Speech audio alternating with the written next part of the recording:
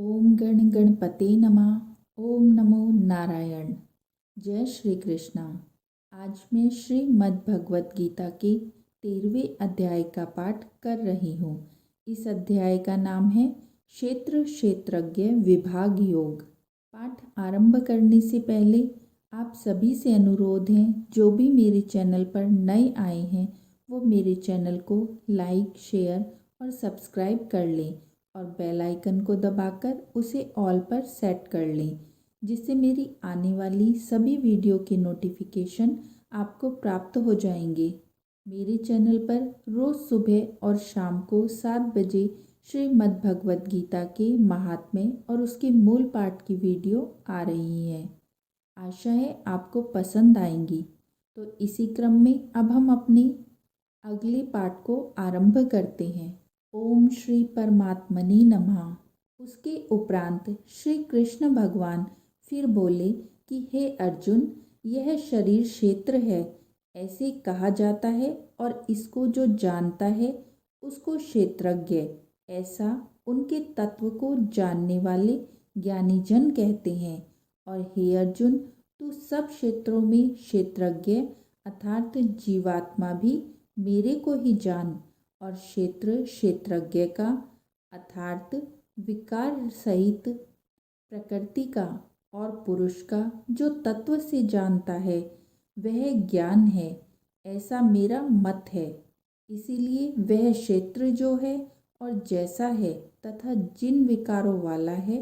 और जिन कारण से जो हुआ है, तथा वह क्षेत्रज्ञ भी जो है और जिस प्रभाव वाला है, वह सब संक्षेप में मेरे से सुन। यह क्षेत्र और क्षेत्रज्ञ का तत्व ऋषियों द्वारा बहुत प्रकार से कहा गया है अर्थात समझाया गया है, और नाना प्रकार के वेद मंत्रों से विभाग पूर्वक कहा गया है, तथा अच्छी प्रकार निश्चय किए हुए युक्ति युक्त ब्रह्म सूत्र के पदों द्वारा वैसे ही कहा गया है। हे अर्जुन, वही मैं तेरे लिए कहता हूँ कि 5 महाभूत अर्थात आकाश, वायु, अग्नि, जल और पृथ्वी का सूक्ष्म भाव, अहंकार, बुद्धि और मूल प्रकृति अर्थात त्रिगुणमयी माया भी, तथा 10 इंद्रियां अर्थात श्रोत, त्वचा, नेत्र, रसना और घ्राण एवं वाक, हस्त, पाद, उपस्थ और गुदा, एक मन और 5 इंद्रियों के विषय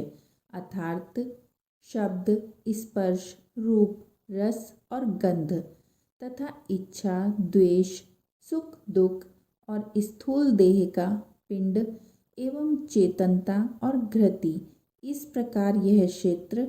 विकारों से सहित संक्षेप में कहा गया।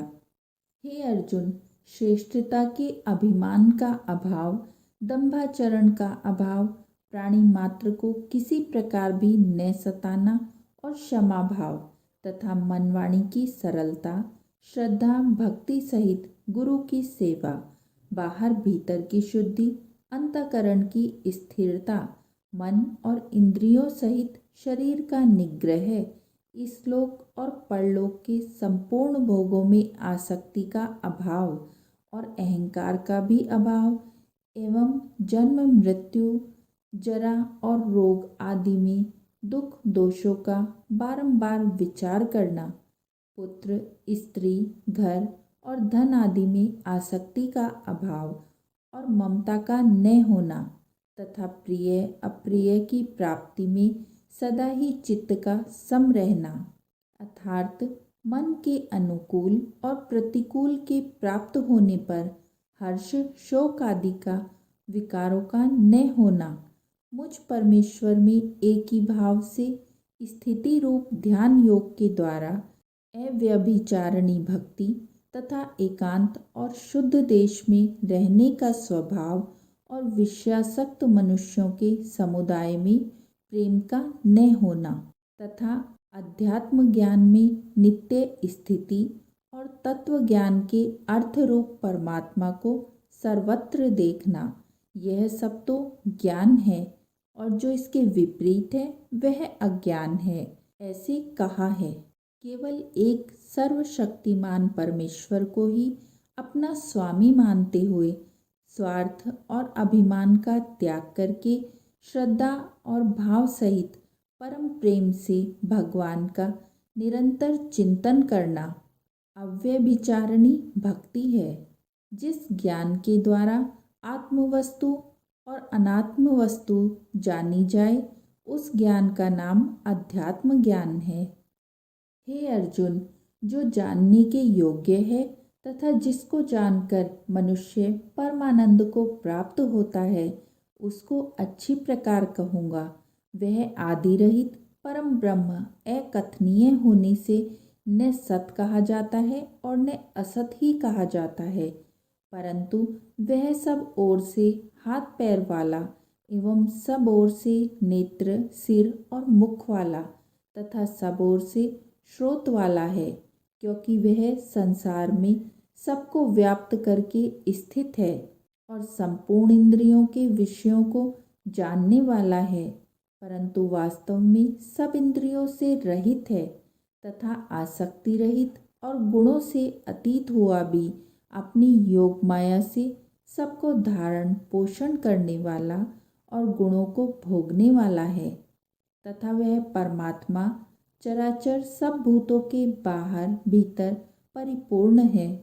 और चर अचर रूप भी वही है और वह सूक्ष्म होने से अविज्ञेय है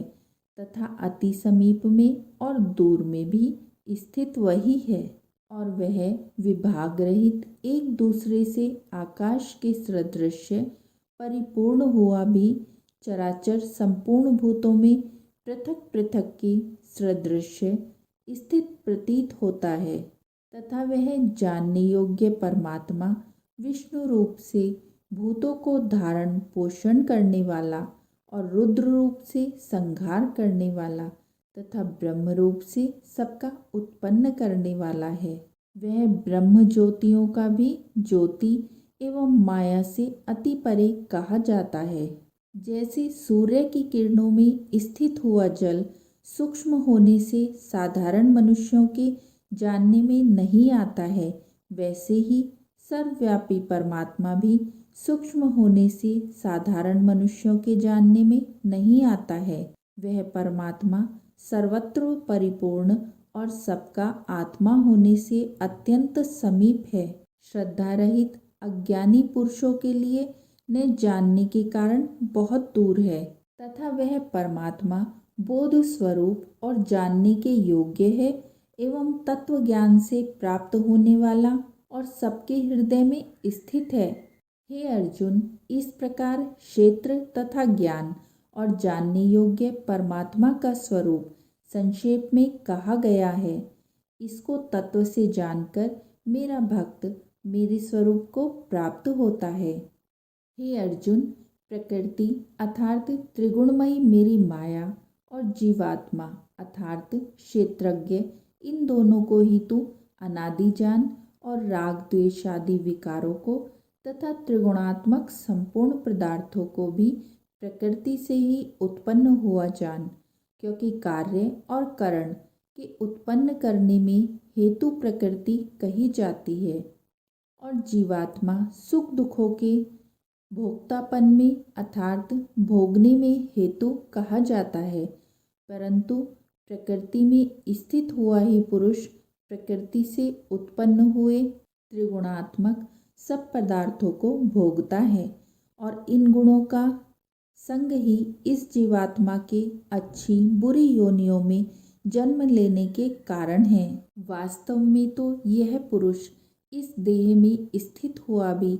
पर अर्थात त्रिगुणमयी माया से सर्वथा अतीत ही है। केवल साक्षी होने से उपद्रष्टा और यथार्थ सम्मति देने वाला होने से अनुमंता एवं सबको धारण करने वाला होने से भर्ता, जीवन रूप से भोक्ता तथा ब्रह्मादियों का भी स्वामी होने से महेश्वर और शुद्ध सच्चिदानंद घन होने से परमात्मा ऐसा कहा गया है। इस प्रकार पुरुष को और गुणों के सहित प्रकृति को जो मनुष्य तत्व से जानता है, वह सब प्रकार से बरतता हुआ भी फिर नहीं जन्मता है, अर्थात पुनर्जन्म को नहीं प्राप्त होता है। हे अर्जुन, उस परम पुरुष परमात्मा को कितने ही मनुष्य तो शुद्ध हुई सूक्ष्म बुद्धि से ध्यान के द्वारा हृदय में देखते हैं तथा अन्य कितने ही ज्ञान योग के द्वारा देखते हैं और अपर कितने ही निष्काम कर्म योग के द्वारा देखते हैं,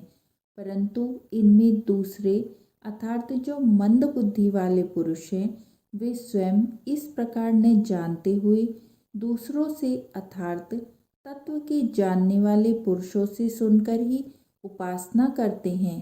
अर्थात उन पुरुषों के कहने के अनुसार ही श्रद्धा सहित तत्पर हुए साधन करते हैं और वे सुनने के परायण हुए पुरुष भी मृत्यु रूप संसार सागर को निसंदेह तर जाते हैं। हे अर्जुन, यावन मात्र जो कुछ भी जंगम वस्तु उत्पन्न होती है उस संपूर्ण को तू क्षेत्र और क्षेत्रज्ञ के संयोग से ही उत्पन्न हुई जान, अर्थात प्रकृति और पुरुष के परस्पर के संबंध से ही संपूर्ण जगत की स्थिति है। वास्तव में तो संपूर्ण जगत नाशवान और क्षणभंगुर होने से अनित्य है। इस प्रकार जानकर जो पुरुष नष्ट होते हुए सब चराचर भूतों में नाश रहित परमेश्वर को समभाव से स्थित देखता है वही देखता है, क्योंकि वह पुरुष सब में समभाव से स्थित हुए परमेश्वर को समान देखता हुआ अपने द्वारा आपको नष्ट नहीं करता है, अर्थात शरीर का नाश होने से अपने आत्मा का नाश नहीं मानता है। इससे वह परम गति को प्राप्त होता है। और जो पुरुष संपूर्ण कर्मों को सब प्रकार से प्रकृति से ही किए हुए देखता है, अर्थात इस बात को तत्व से समझ लेता है कि प्रकृति से उत्पन्न हुए संपूर्ण गुण ही गुणों में बरतते हैं तथा आत्मा को अकर्ता देखता है वही देखता है। और यह पुरुष जिस काल में भूतों के न्यारे न्यारे भाव को एक परमात्मा के संकल्प के आधार स्थित देखता है तथा उस परमात्मा के संकल्प से ही संपूर्ण भूतों का विस्तार देखता है, उस काल में सच्चिदानंद घन ब्रह्म को प्राप्त होता है।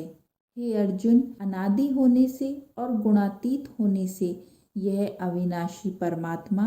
शरीर में स्थित हुआ भी वास्तव में न करता है और न लिपायमान होता है।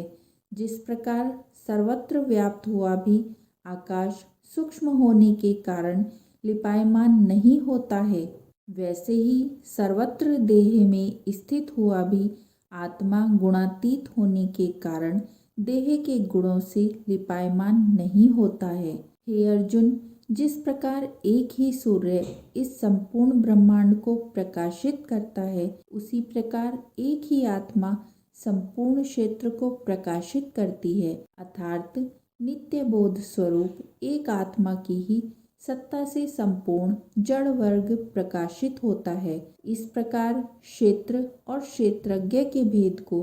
तथा विकार सहित प्रकृति से छूटने के उपाय को जो पुरुष ज्ञान नेत्रों द्वारा तत्व से जानते हैं, वे महात्मा जन परम ब्रह्म परमात्मा को प्राप्त होते हैं। इति श्री मद्भगवत गीता रूपी उपनिषद और ब्रह्म विद्या तथा योग शास्त्र विषयक श्री कृष्ण और अर्जुन के संवाद में क्षेत्र क्षेत्रज्ञ विभाग योग नामक 13वां अध्याय। आशा है आपको ये पसंद आया होगा। बोलिए नारायण नारायण। जय श्री कृष्णा।